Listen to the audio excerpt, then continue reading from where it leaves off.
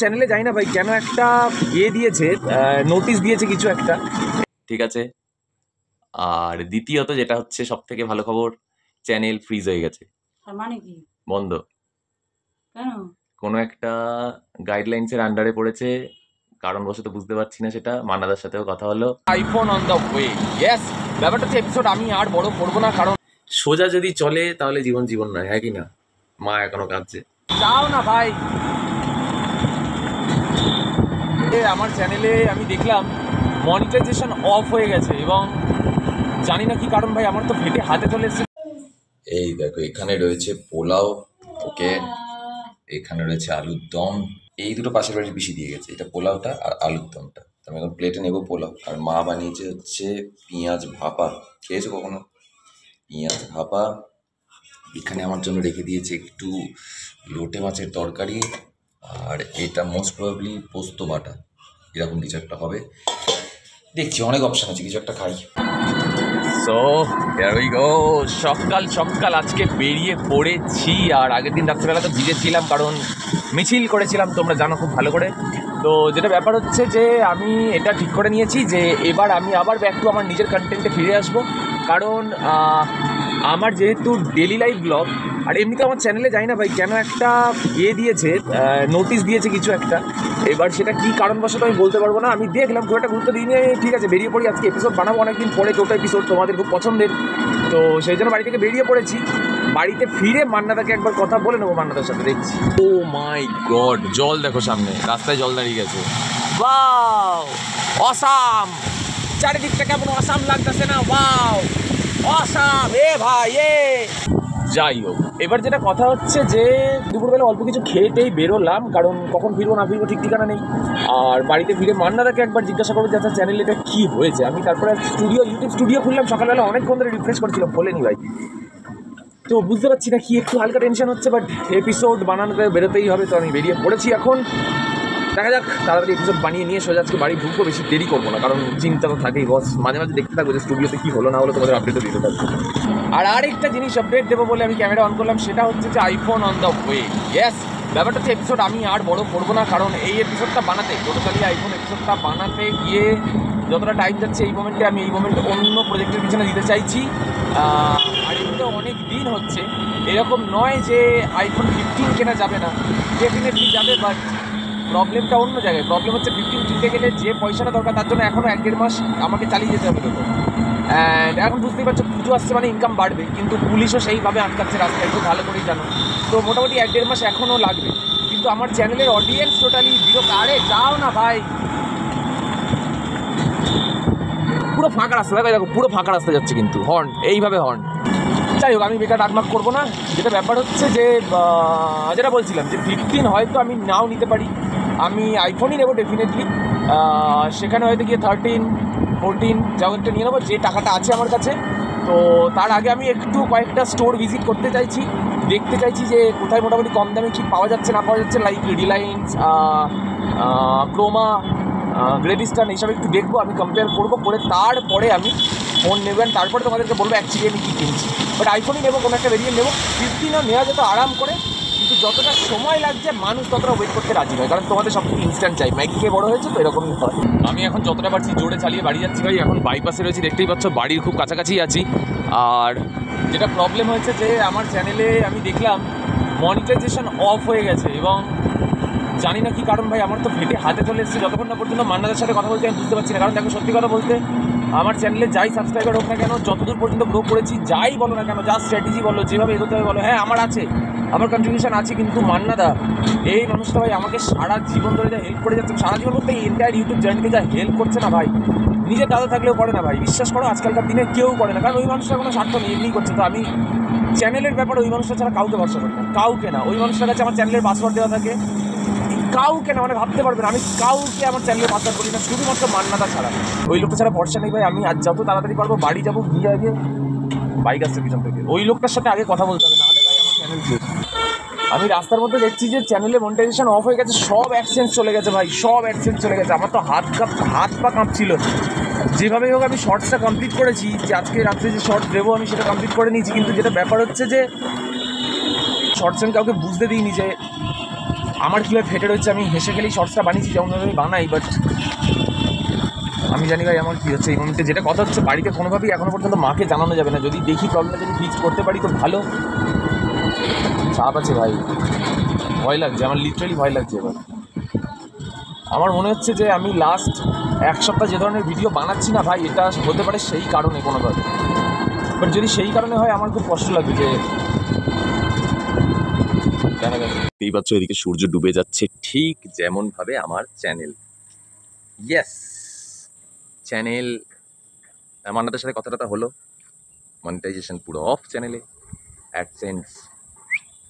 এবারের কারণ ঠিক আছে, সেটা আমার চ্যানেলে ঢুকলেই বুঝতে পারবে যে লাস্ট এক সপ্তাহ বা এরকম কিছু সময় ধরে আমি যে ধরনের কন্টেন্ট বানাচ্ছিলাম ওই ধরনের কন্টেন্ট আমার চ্যানেলে নেই। তো আমার চ্যানেল আবার একটা রিস্টার্ট নেওয়ার মতো হয়ে গেছে দেখতে, মানে রিস্টার্ট নেওয়ার মতো বলতে কি, ঠিক যেন এক সপ্তাহ আগে থেকে আমার চ্যানেল শুরু হচ্ছে এরকম ব্যাপার একটা কিছু এসছে। এতদিন ধরে তোমরা আমার সাথেই রয়েছো, আমার জার্নিতেই রয়েছো, আশা করি বুঝেই গেছো কি কারণ বা কি ব্যাপার। আমি তো বুঝতে পারি।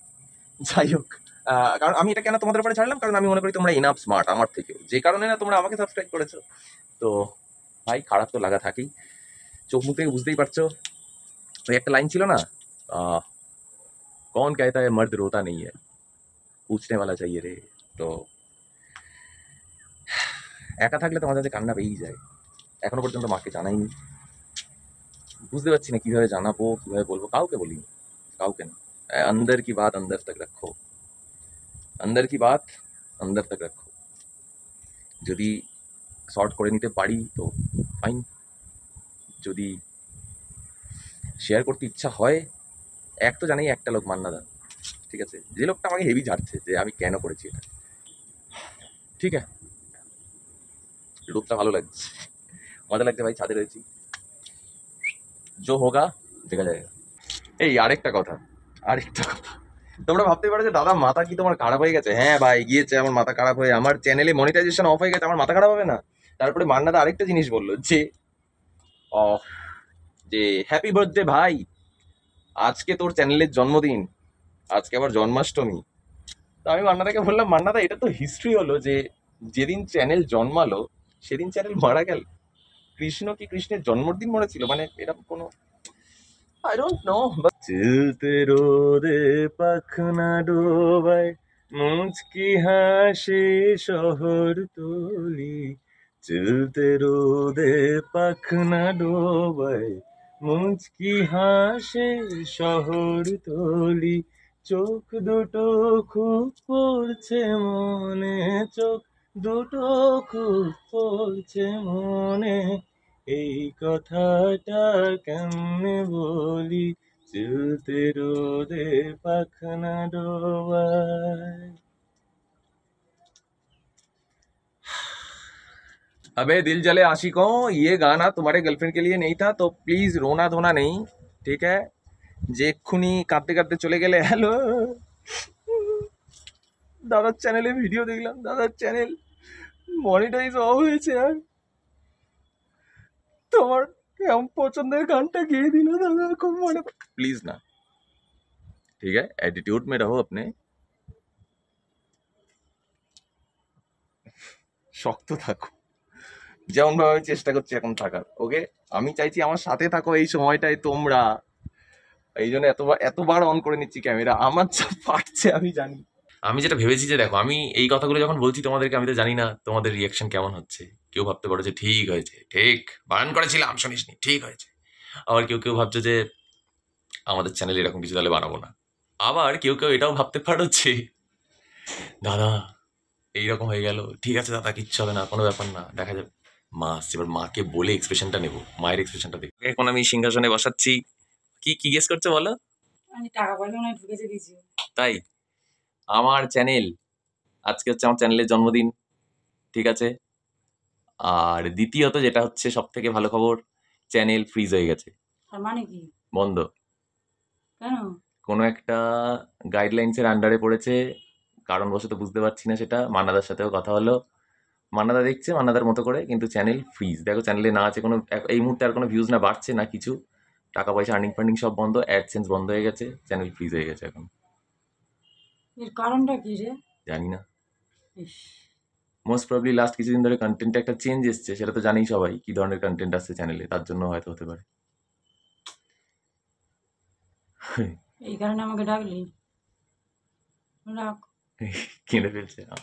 अपनों को क्या, हम तो फकीर आदमी है, झोला लेके निकल पड़ेंगे, दूसरे कोई चैनल में या फिर दूसरी कोई जगह जरूर मिल जाएंगे। আমারও তো চাপ ফাপ নেই ভাই, ঠিক আছে, খারাপ লাগছে, আমি তো মাঝখানে কেঁদেও ফেলেছি, তাহলে বললাম ঠিক আছে, সোজা যদি চলে তাহলে জীবন জীবন নয়, হ্যাঁ কি না? মা এখনো কাঁদছে, তুমি আমার ভিডিওতে এসে কাদায় ভিউজ পাবো।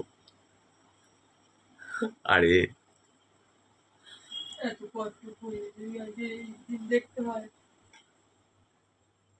কি হয়েছে?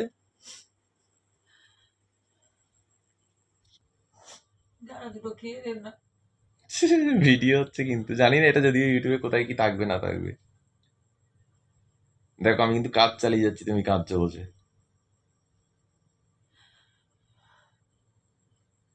আরে ভাই